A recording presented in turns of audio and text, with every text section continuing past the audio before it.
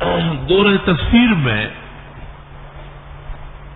ایک ترجمہ ہے، جیسے آپ نے ترجمہ کیا الحمدللہ رب العالمین، ساری خوبیاں اللہ کے لیے ہیں جو کائنات.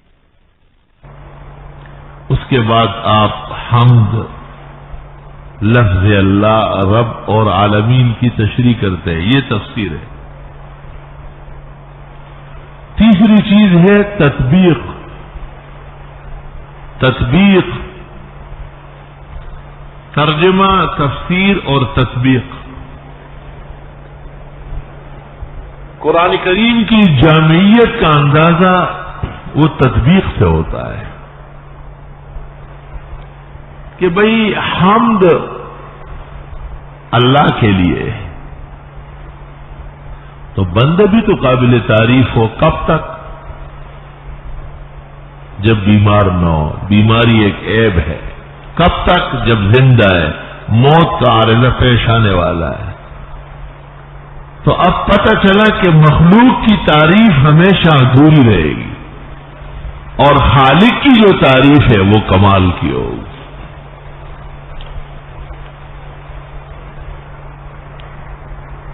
دور تفسیر کی نشست میں ترجمہ ہمارے سلف اور بزرگوں نے جو ترجمہ کیا ہے اس سے بہتر ترجمہ قیامت تک کوئی نہیں کر سکتا. تفسیر منقول موجود ہے الحمدللہ. تیسری چیز وہ تطبیق ہے. یہ کمال ہے. اس تک پہنچانے کے لیے طالب علموں کو ہم کوشش کرتے ہیں کہ ان کا ذہن منتقل رہے. مثلا قرآن کریم میں ہے کہ حضرت عزیر علیہ السلام ایک بستی سے گزر رہے تھے اور بالکل گری پڑی تھی، چھتیں نیچے دیواریں اوپر. تو حضرت بڑے حیران ہو گئے کہ اللہ اتنا ویرانہ اور ایسی ڈھلی ہوئی آبادی، کیا یہ بھی دوبارہ زندہ ہو سکتی ہے، قائم ہو سکتی ہے؟ فاماتہ اللہ 100 عام، 100 سال تک عزیر علیہ السلام پر موت طاری ہو گئی. جب حضرت 100 سال کے بعد زندہ ہو گئے تو اللہ تعالیٰ نے کہا انظر الی حمارک، یہ جو آپ کی سواری ہے دراز گوش، اس کو دیکھو ذرا.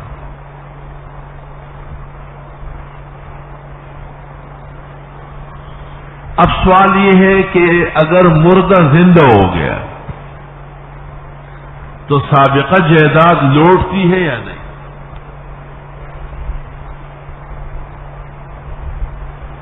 ایک شخص مر گیا تھا اور پھر زندہ ہو کر کے آ گیا.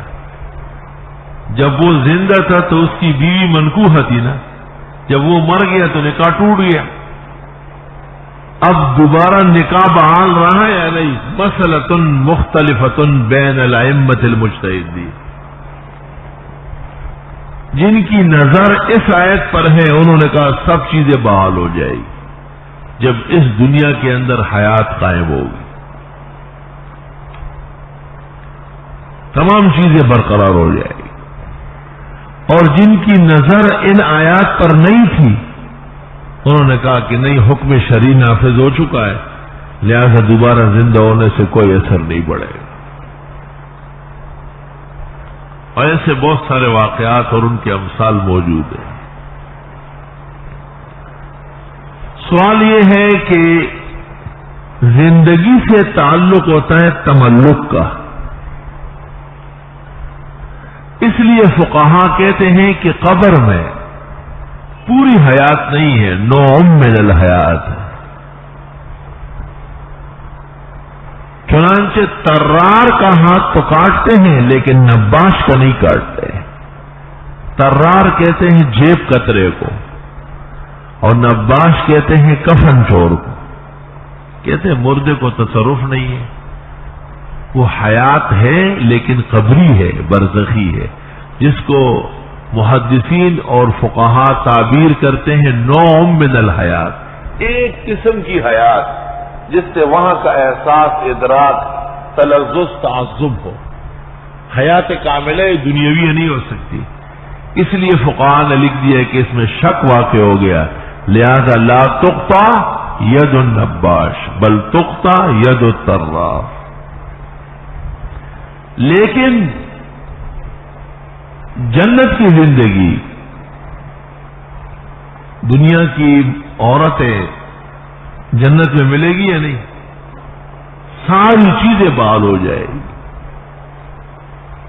جس شخص کے نکاح میں ایک خاتون رہی اور مری ہے، یہی خاتون قیامت کے دن جنت میں اس کو ملے گی. تو پتہ چل گیا کہ حیات املاک کو لٹا دیتی ہے. اور اس موضوع کی تمام آیات تقریباً ہم مانا ہے. یہ صرف ایک مثال دیتا ہوں، جب اس کی مزید امثلہ آئے گی تو آپ کا ذہن اور کھلے گا انشاءاللہ. کہ ایک ترجمہ ہے، دوسری تفسیر ہے، اور تیسری تطبیق ہے. تطبیق کے لیے ضروری نہیں ہے کہ وہاں لفظ موجود ہو، تطبیق تو فحوا ہے.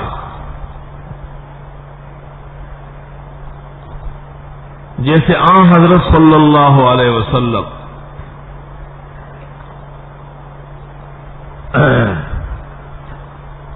آپ نے فرمایا کہ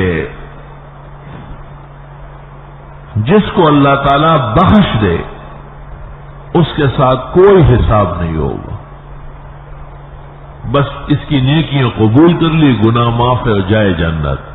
تو ام المومنین نے آیت پڑھی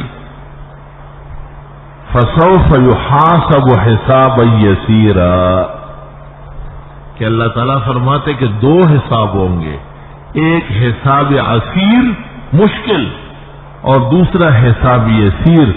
تو آپ نے کہا ماہ یا عائشہ، ہاں غلط کہہ رہی ہو، ذالک عرض، یہ تو مختصر پڑتال ہے. وَأَمَّا مَن نُوقِشَ فِي الْحِسَابِ فَقَدْ عُذِّبَ، اور جس سے پوچھ گچھ ہو گئی، آسان حساب کیوں نہ ہو تب بھی مارا جائے گا، حساب ہوگا ہی نہیں. یہ دیکھو تطبیق ہے آپ. فَسَوْفَ يُحَاسَبُ حِسَابًا يَسِيرًا، حساب یسیر کا معنی پیغمبر نے عرض کے ساتھ کر لیا، عرض کے ساتھ. یا دیکھیں حضرت عمر رضی اللہ تعالیٰ عنہ عبد الرحمن ابن عوف نے ان کو کہا کہ عبداللہ ابن عباس کو اپنے پاس بٹھاتے ہو. وَلَنَا أَبْنَاءٌ مِثْلَهُ، ہمارے بیٹے اس کے برابر ہے، یعنی چھوٹا لڑکا ہے. تو حضرت عمر نے کہا اس کا علم بہت زیادہ ہے، قرآن کا بڑا ماہر ہے. جناب رسول اللہ صلی اللہ علیہ وسلم نے دعا دی تھی اللہم علمہ الکتاب، خدا اس کو قرآن شریف کی سمجھ نصیب فرما. تو عبد الرحمن ابن عوف نے کہا ہم سب قرآن جانتے ہیں، جیسے مولوی صاحبان کہتے ہیں ہم سب کو تفسیر آتی ہے. پھر جب پتہ کرے کہ فاتحہ میں خاص چیز کیا بیان ہوئی ہے، گرا گرول شروع کیجیے، دست ہوئی گا. خاص عام کا مطلب ہے کہ پتہ کر لے کہ اس سورت کا دعویٰ کیا ہے. ہر سورت کا ایک دعویٰ ہے. تو حضرت عمر نے ایک ایسے مجمع میں جس میں تمام بڑے صحابہ موجود تھے، عبداللہ ابن عباس بھی بیٹے تھے، بخاری میں، آپ نے سورت اذا جاء نصر اللہ والفتح اس کے متعلق پوچھا کہ اس میں کیا خاص چیز بیان ہوئی ہے. کسی نے کہا خدا کی مدد کا اعلان ہے، کسی نے کہا مکہ فتح ہونے کی بشارت ہے. حضرت عمر سنتے رہے. اخیر میں عبداللہ ابن عباس سے کہا وَمَاذَا تَقُولُ أَنْتَ، آپ کیا کہتے ہیں؟ تو انہوں نے کہا فِيهِ نَعْيٌ بِمَوْتِ رسول اللہ صلی اللہ علیہ وسلم، اس میں آن حضرت صلی اللہ علیہ وسلم کے سفر آخرت کا اعلان. تو عمر نے کہا ارا ما ترا، میں یہی سمجھتا ہوں کہ تم سمجھتے ہو.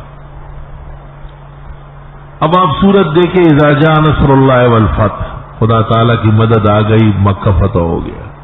وَرَأَيْتَ النَّاسَ يَدْخُلُونَ فِي دِينِ اللَّهِ أَفْوَاجًا، آپ دیکھتے ہیں لوگ جوک در جوک دین میں آ گئے. فسبح بحمد ربک واستغفر، پس آپ تسبیح بیان فرمائیں رب کی اور حمد بھی کر لے اور اس سے معافی مانگے. انہ کان توابا. یہ دیکھیں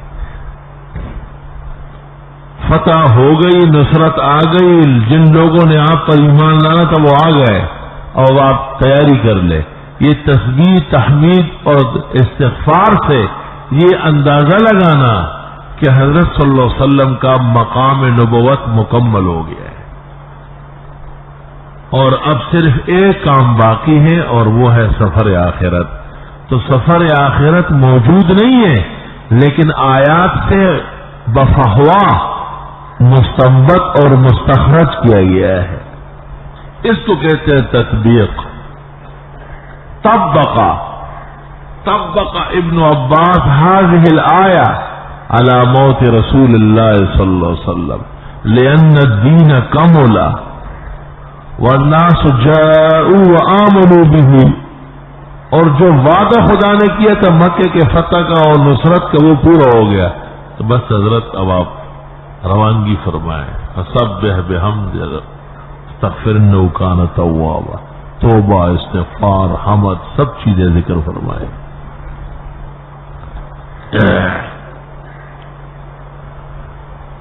قرآن کریم میں بعض مقامات ایسے ہیں کہ جن میں تطبیق آسانی سے آپ سمجھ سکتے ہیں. مثلا قرآن کریم کے اندر ایک آیت ہے ان اللہ یأمرکم ان تذبحوا بقرہ. بے شک اللہ تعالیٰ حکم دیتا ہے کہ گائے ذبح کر لے. تو ہر شخص سمجھتا ہے کہ بھئی بھینس سے بھی کام ہو جائے گا اور اونٹ بھی ذبح ہو سکتا ہے. تینوں بدنے ہیں، بڑے جانور ہے اور کوئی بھی یہ نہیں کہے گا کہ حصر ہے بقرہ کے اندر. اور ہر شخص یہ جانتا ہے کہ جس طرح بقرہ ذبح ہو سکتی ہے اس طرح سور بھی ذبح ہو سکتا ہے، یعنی بیل بھی ذبح ہو سکتا ہے. ہاں یہ ایک مسئلہ ہے کہ حکم گائے کا آیا ہے اور بکرا ذبح ہو جائے، یہ محل نظر رہے. تو جس طرح گائے کہہ کر بیل سمجھنا اور گائے کے ساتھ بھینس اور اونٹ کی ضرورت پوری ہونا یہ بھی تطبیق ہے لیکن بالکل واضح ہے اور ہر شخص آسانی سے سمجھ سکتا ہے. اللہ تعالیٰ کے احسانات میں سے کہ اللہ تعالیٰ نے ایسی کتاب نازل فرمائی ہے جس میں علوم بے شمار اور بے حد ہے. ہم اور آپ تو اپنی ہدایت اور اسلام کی عظمت کے لیے وہ ضروری علوم جن کے بغیر حیات اور ممات آراستہ نہیں ہو سکتی اس کے لینے کے پابند ہیں. روح المانی میں ہے کہ ایک بڑے عالم گزرے ہیں، ان سے بادشاہ وقت نے کہا کہ قرآن میں کوئی صورت ہے جس سے بیت المقدس فتح ہو جائے. انہوں نے پوری تطبیق بتائی کہ اتنا فوج اختیار کر لے، اتنے دنوں کے ساتھ آپ تیاری کر لے، پھر اتنا حملہ ہوگا، اتنے یہود و نصارہ پکڑنے آئیں گے، اتنی فوج تازہ دم موجود ہونا چاہیے. بادشاہ نے اس عالم کے اشارات کے مطابق فوج تیار کر لی اور یہ مشہور شعر اسی موقع پہ پڑھا گیا ہے کہ وفتح کا القلعۃ الشہباء فی سفری مبشر بفتوح القدس فی رجبی. اللہ تعالیٰ کے فضل و کرم سے ان اشارات کے مطابق فوج تیار کر لی گئی، حملہ ہوا، مسلمانوں کی گرفت ہو گئی، پھر چھوٹ گئی، تازہ دم فوج پہنچی اور القدس فتح ہو گیا. تو اس عالم سے روح المانی میں ہے بادشاہ نے پوچھا حضرت کون سی تفسیر میں ہے؟ تو اس نے تفسیر ابن برجان کا حوالہ دے دیا. تفسیر ابن برجان خالص اشارات پر ہے، جس کو آپ کو سمجھانے کے لیے ہم کہتے ہیں تطبیق،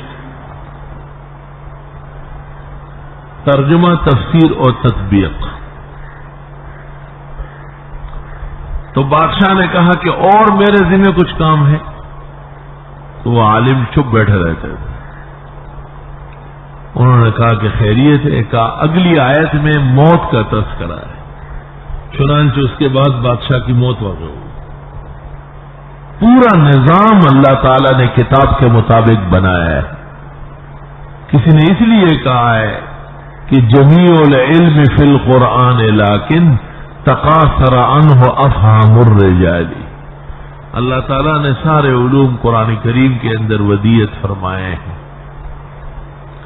لیکن لوگوں کی تگ و دو بہت مختصر ہے اور کمزور ہے۔ کل انشاءاللہ تعالی، کل بھی ایک ہی نشست ہوگی، کل تفسیر اور تعویل کا فرق، تفسیر کی ضرورت، افادیت، تفسیر صحیح اور غیر صحیح کے درمیان وجوہ امتیاز، اہم مہم تفاسیر، تفسیر اور تعویل کے فروق، اور تفاسیر اہل الحق اور تفاسیر یا تحاریف اہل الباطل، وَأَنْمُوذَجٌ مِّنْهُمْ، کچھ نمونے بعض چیزوں کے۔ اور انشاءاللہ تعالی ایک ہی نشست رہے گی کل بھی، پھر ہفتے سے انشاءاللہ تعالی 2 نشستیں ہوگی، اور اس ضمن میں بعض مراحل اور بعض مراتب اور بعض ہدایات اور بعض آداب جو اس وقت مناسب سمجھے گئے ہیں وہ عرض کیے ہیں۔ یہ بھی انتظام اور ادب کا ایک طریقہ ہے کہ آپ کی حاضری لی جاتی ہے،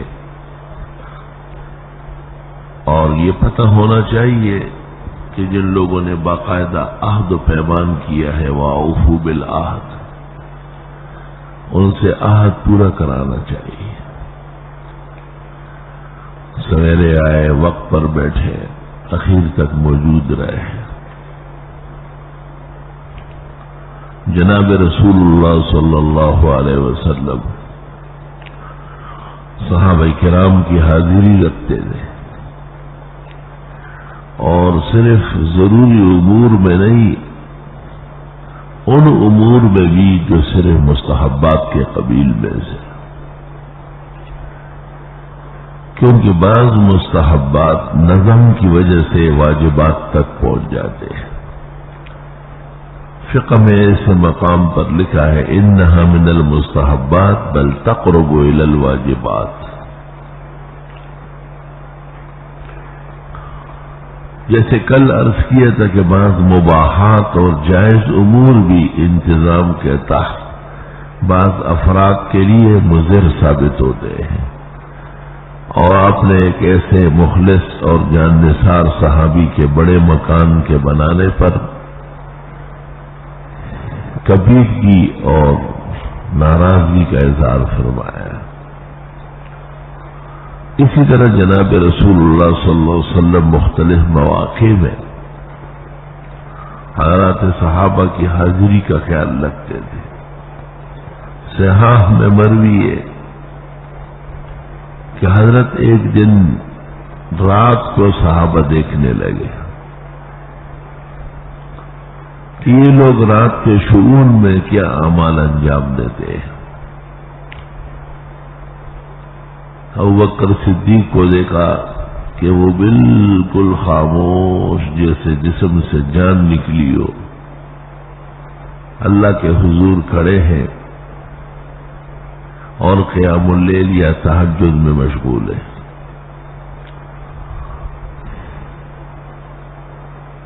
آگے حضرت عمر کے پاس سے گزرے تو حضرت عمر رضی اللہ عنہ اونچی آواز سے پڑھ رہے تھے۔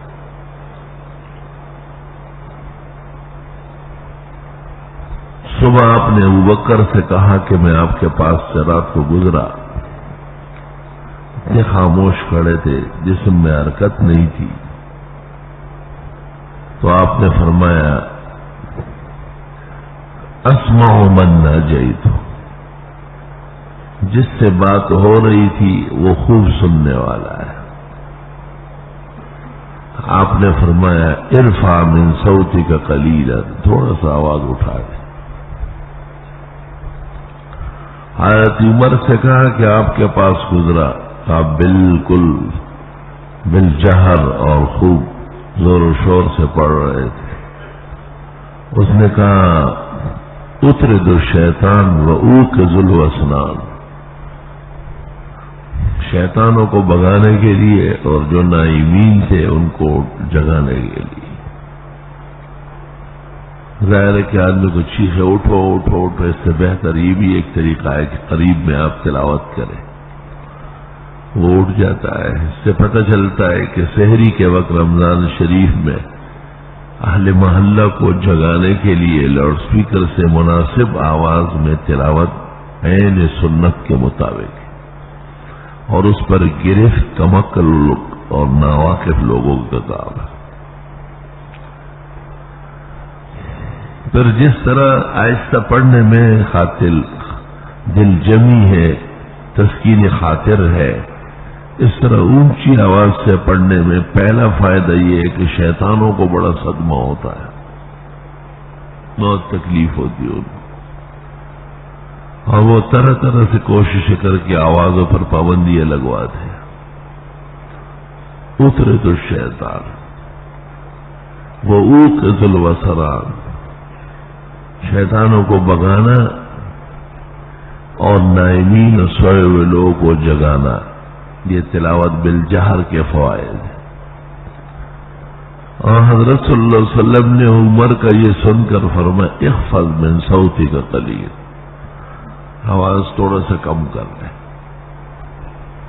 یہ ایک نظم کا مسئلہ ہے، یہاں آواز آپ سن رہے ہیں آرام سے، آواز اتنی تیز ہو سکتی ہے کہ آپ نہ سن سکیں، تو اس میں بھی اعتدال کی ضرورت ہے۔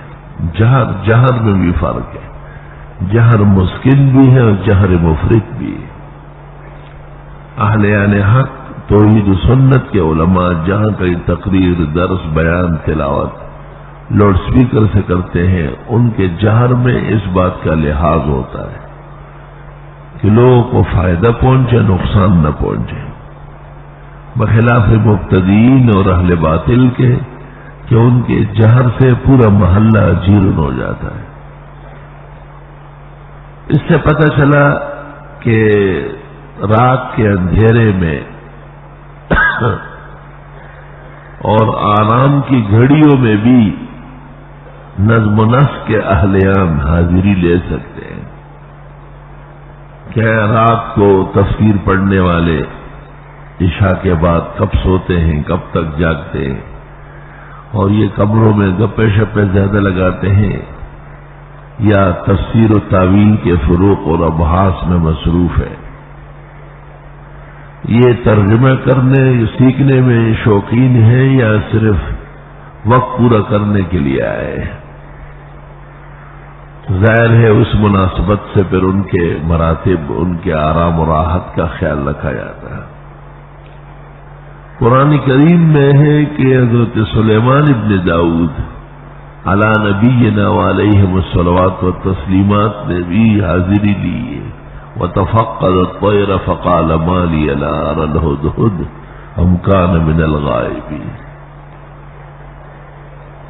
تو حضرت کو ایک موقع پر پانی کی ضرورت ہوئی، میٹھے اور شیرین پانی کی ضرورت پیش آئی سفر میں۔ یہ جو چھوٹا سا پرندہ ہے جس کے سر پر تاج ہوتا ہے،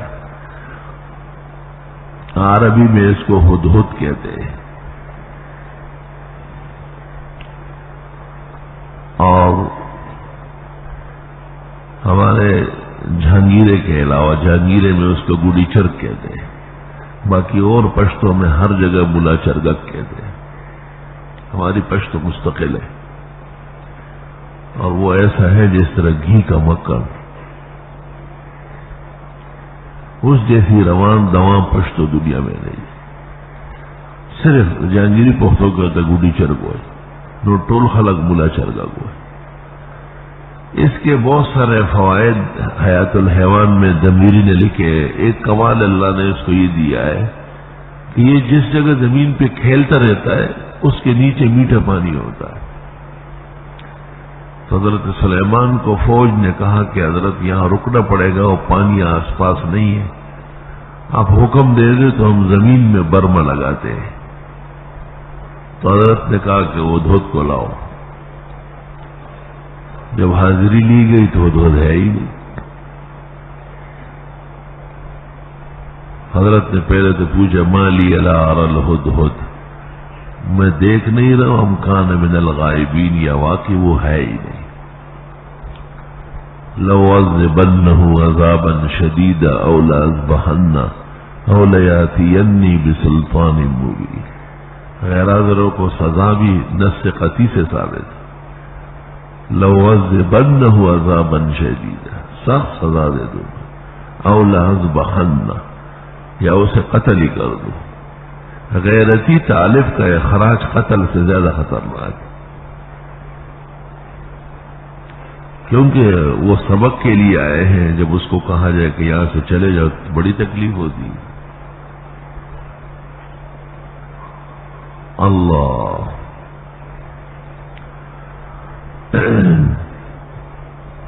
اور جو عادی ہو چکے ہیں, ایک طالب علم ثانیہ میں آیا, بہت پہلے کی بات ہے, 20 سال پہلے. ثانیہ میں داخلہ چاہیے, ایسے میرے خیال سے 2 بھینسیں اکٹھی ہو جائیں, اتنا اس کا آدھا جسم تھا. میں حیران ہوا کہ یہ ابھی تک ثانیہ پڑھ رہا ہے. تو مجھے کہتے ہیں کیوں ثانیہ پڑھنا گناہ ہے کیا؟ میں نے کہا بہت دیر کی آپ نے. تو میں نے درجے کم پڑھے ہیں, مدرسے سے زیادہ دیکھے. تو میں نے کہا اب تک کتنے مدرسے دیکھے؟ کہا اگر آپ داخلہ دے دیں نا تو 62 ہو جائیں گے. تو میں نے کہا چلو داخلہ دے دیا, اور جب آپ اٹھیں گے تو قلم کر دیں گے, تاکہ آپ کی تعداد پوری ہو اور ہمیں آپ کے وجود کی ضرورت نہیں. مگر مجھوں کو نہیں پالنا ہے. اندازہ لگائے اتدری مل اخن الذی عنده 3 کنڈولات فی احدها ساگات وفی الثانیۃ پیتات وفی الثالثۃ مختلطات ویدور فی السکک ویقول لکل امرأة خورک ومورک وترک ولا یخرج من المسجد الا بضرب الکوتک. دا طالب نے درجہ ثانی تراغلت دوش پہ تو مدرسی کا چلی تشوق وار پر خریدا. توبہ, ایسے لوگوں کا داخلہ و خروج برابر ہے.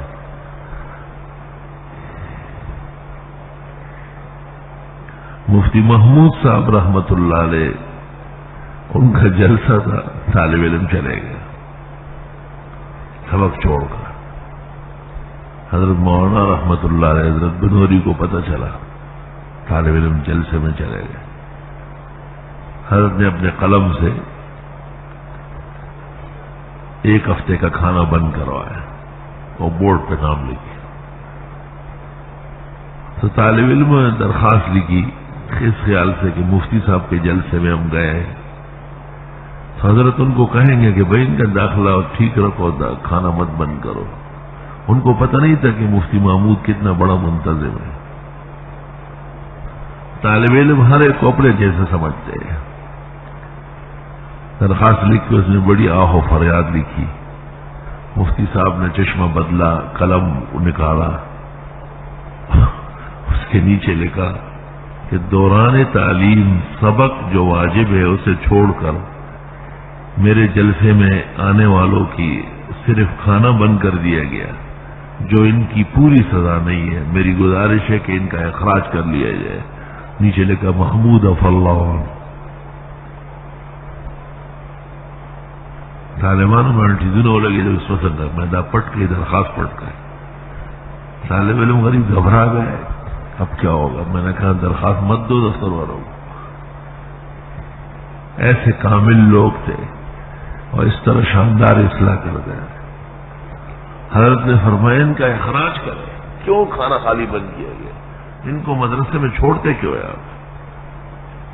آج میرے جلسے میں آئے، کسی اور جلسے میں جائیں گے.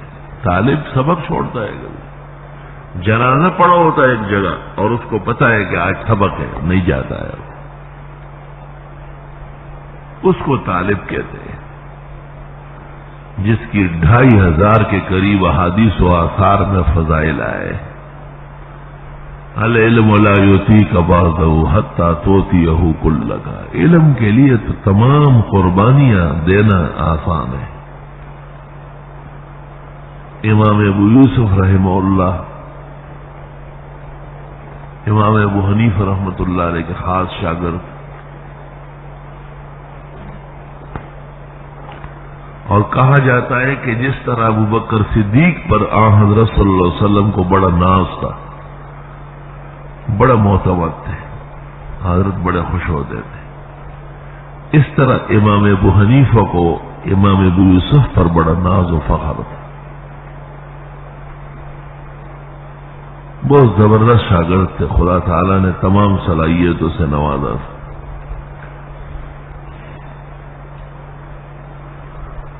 الوعی فی العلم والذکر والعلماء، صفحہ 52.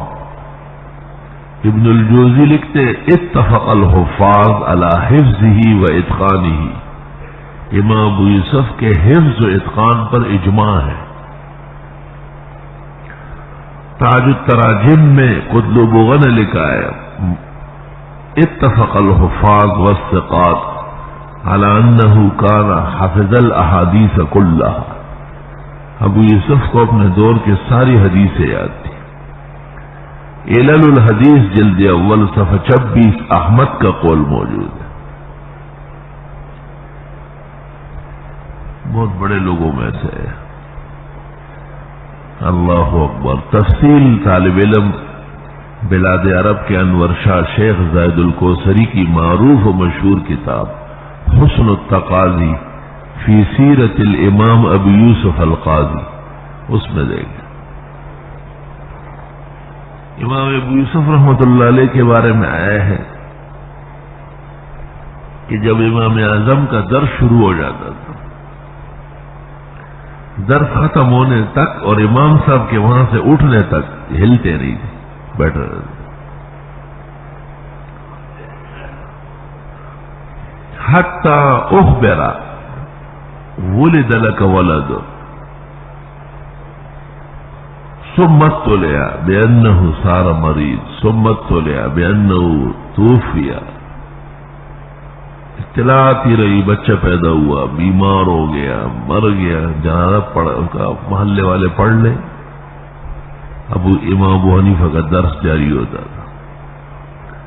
امام ابو حنیفہ کی عادت تھی کہ وہ ایک مسئلے پر ایک دفعہ کلام کرتے تھے مکمل، دوبارہ اس مسئلے کی نوبت نہیں آتی تھی، اس سے فارغ ہو جاتے تھے.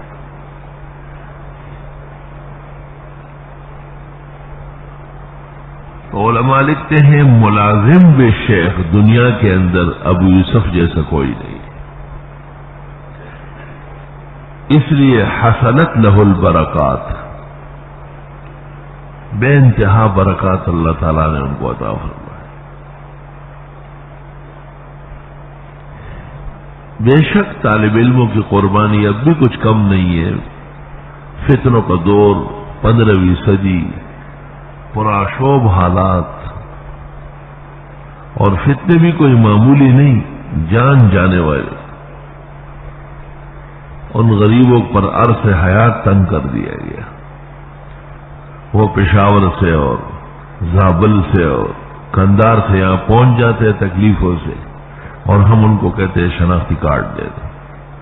بھائی وہاں شناختی کارڈ کہاں ہے؟ اور یہ اس ظالم اور مکار اور فریبی حکومت کے گلے پڑے گا. دینی مدارس کو تنگ کرنا اور ان پر ناحق دباؤ ڈالنا، افسوس صد افسوس۔ یہ پابندیاں نہ ہو تو اللہ کے فضل سے اللہ نے ہمیں توفیق عطا فرمائی، 10,000 طلباء کو ہم رکھ سکتے ہیں تفسیر میں، پورے 10,000۔ کسی کی واپسی کی ضرورت ہی نہیں، لوگ قرآن پڑھنا ہے، واپسی کا کیا مطلب؟ لیکن افسوس کہ حالات ایسے کمزور ہے اور پریشان کن ہے کہ نظم و نسق کی حفاظت ضروری ہو گئی۔ استغفر اللہ استغفر اللہ۔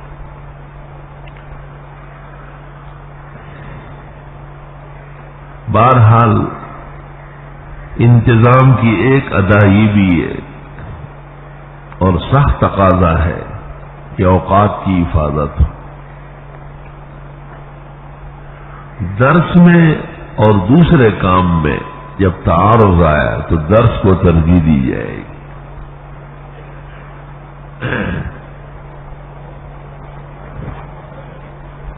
اللہ، میر سید جرجانی جس کو سید سند کہتے ہیں، تفتزانی کا ہم اثر ہے اور مناظر ہے ان کا۔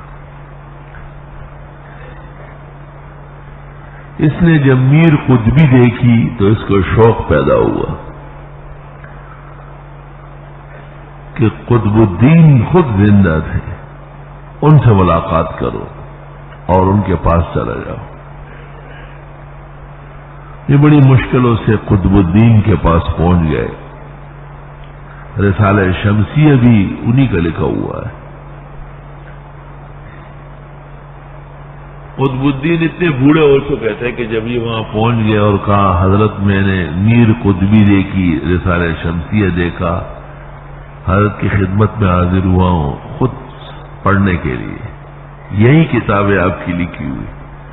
تو قطب الدین نے اپنے بھویں ایسے پکڑ کے ان کو دیکھا،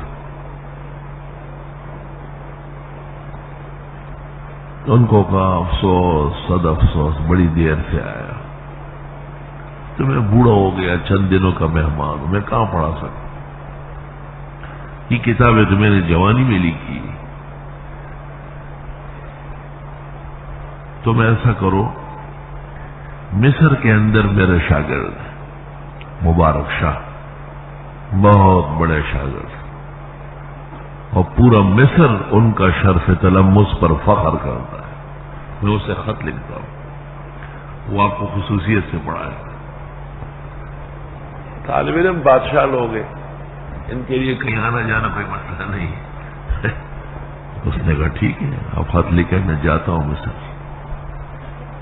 اللہ اکبر، گو منزل حیات بہت دور تھی مگر دیکھا جو میرا عزم تو راستہ سمٹ گیا۔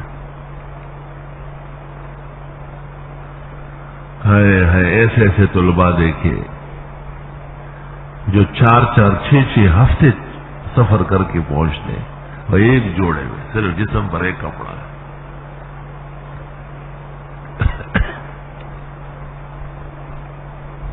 کتنے درد اور صدمے کی بات ہے کہ یہاں پہنچ کے ہم ان کو داخلے سے معذرت کر دیتے کہ بھئی آپ فلاں ملک کے ہیں اور آپ تو شناختی کارڈ نہیں ہے، اور بلوچستان کا پتہ دکھاؤ، اور یہ۔ بہرحال سید سند مصر پہنچ گیا مبارک شاہ کے پاس قطب الدین کا خط لے کر۔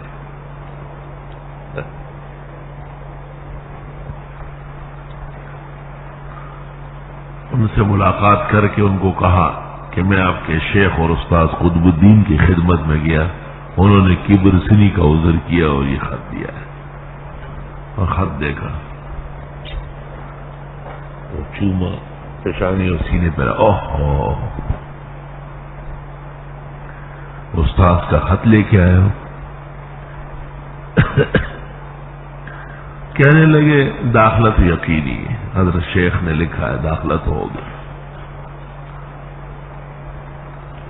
لیکن تم بڑے دیر سے آئے ہو، داخلہ پہلے مکمل ہو چکا ہے۔ ایک تو آپ کو آگے آنے کا حق نہیں ہے، پیچھے بیٹھو گے، اور دوسرا یہ کہ تجھے سوال کرنے کی اجازت نہیں ہے۔ میں مسائل پہلے بیان کر چکا ہوں، تم دیر سے آئے ہو، بس جتنا میں پڑھاؤں گا اتنا سنو۔ اور تیسرا یہ، میر سید کہتے ہیں کہ یہ دو باتیں بڑی مشکل تھی، پیچھے بیٹھنا اور نہ پوچھنا۔ علم تو بڑھتا ہی پوچھنے سے ہے، اور یہ جو اشرفی والی بات تھی یہ آسان تھی، کیونکہ مصر میں اس زمانے میں مزدوری رات کو ہوتی تھی۔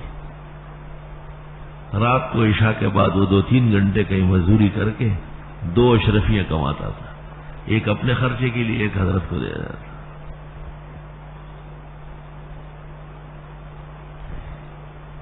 درس شروع ہو گیا اور مبارک شاہ کتابیں پڑھا رہے ہیں اور سید سند اس میں شریک ہے، پیچھے بیٹھا ہوا ہے غریب۔ جس جگہ مبارک شاہ کا مدرسہ تھا اس کے بیچ میں خالی صحن تھا اور کمروں میں طلباء رہتے تھے۔ رات 2 بجے 1 بجے کے قریب مبارک شاہ طالب علموں کی حاضری لینے کے لیے آئے، دیکھ رہے ہیں کون سو رہا ہے کون جاگ رہا ہے۔ یہ بھی اہل انتظام کا فریضہ ہے کہ مختلف لوگ آرام سے سوئے، انہیں تکلیف نہ ہو، کوئی کسی کے لیے تکلیف کا باعث نہ بنے، سب کی عزت محفوظ ہو۔ ایک کمرے میں دیا جل رہا ہے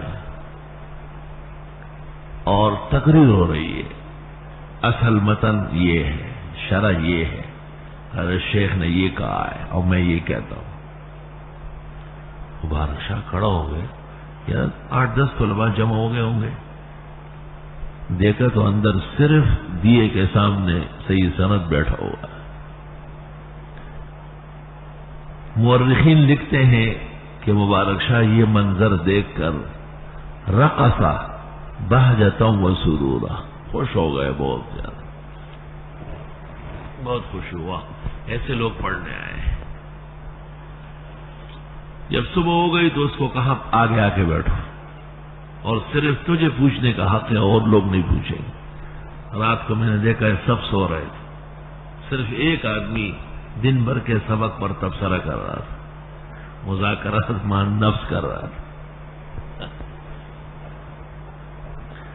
جب سال پورا ہوا، جو علوم مبارک شاہ نے ان کو پڑھانے تھے سید سند نے وہ پڑھ لیے، اور وقت روانگی کا آیا، اجازت لینے کے لیے آیا، تو مبارک شاہ نے ایک گوری اشرفیوں کی بری ہوئی ان کے آگے رکھے، یہ آپ نے جو مجھے روز ایک دیا ہے، مجھے فکر تھی کہ آپ جا کے کیا کریں گے، یہاں سے کچھ سامان تیار ہو آپ کے پاس۔ کاملین کو ایسی فکریں ہوتی تھی، یہ جو آپ روز آپ سے لیتا تھا وہ آپ کے لیے جمع کرتا تھا، یہ لے چلو اپنے ساتھ۔ اوقات کی برکت، شیخ سے ملازمہ، سبق کا احترام، اس کے لیے ظاہری تکالیف اور قربانیاں، اس کے رنگ بڑے عجیب ہوتے ہیں، اس کے نتائج بڑے زبردست ہوتے ہیں۔ مبادی ایسے ہی مشکل ہوتے ہیں، آنا مشکل، بیٹھنا مشکل، وقت نکالنا مشکل، لیکن جب اس کے نتائج آتے ہیں، پھل جب پک جاتا ہے پھر سب خوش ہوتے ہیں۔ پھل پہلے دن نہیں ہوتا، بیج مٹی میں ڈالا جاتا ہے، کوئی نکلتا ہے کوئی نہیں نکلتا ہے، پھر تیغ بڑھتا ہے، پودا بنتا ہے، درخت ہوتا ہے، 3-4 مہینے کی خواری اور مشقتیں سہنی پڑتی ہے۔ نامی کوئی بغیر مشقت نہیں ہوا، 100 بار جب عقیق کٹا تب نگی ہوا۔ وقت لگتا ہے، علم کے ساتھ وقت کا حساب نہ کرے، وقت اور عمر کو علم پر قربان کر دے، اور پھر علم بھی قرآن کریم کا جو مغز المغز، روح الروح، سر الاسرار ہے، جو دونوں جہانوں کا عظیم سرمایہ ہے۔